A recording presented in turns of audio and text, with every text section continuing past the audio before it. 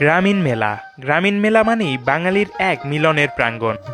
এই মেলাটি দোল পূর্ণিমার সময় হিন্দু ধর্মাবলম্বীদের 250 বছরের পুরনো মন্দিরকে কেন্দ্র করে 150 বছরের তমাল গাছের নিচে প্রায় 150 বছর যাবৎ মেলাটি বসে। এই মেলাটি ঘিওর উপজেলার নারচি গ্রামে বসে। হিন্দু মুসলিম নির্বিশেষে একে অন্যের উৎসবে স্বতঃস্ফূর্ত অংশগ্রহণ নেয়া এই জনপদের চিরচেনা চিত্র।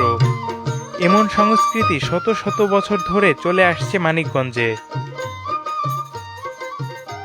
মেলায় প্রবেশ করতেই চোখে পড়ল বেশ কিছু মিষ্টির দোকান, সাথে মাছের দোকানগুলোতেও উপচে পড়া ভিড়। এই মেলাকে জামাই মেলাও বলা হয়, কারণ এদিন জামাই বড় বড় মাছ কিনে শ্বশুর বাড়িতে নিয়ে যান। সেই সাথে আরও দেখতে পেলাম বিন্নি, বাতাসা এবং পাখার দোকান।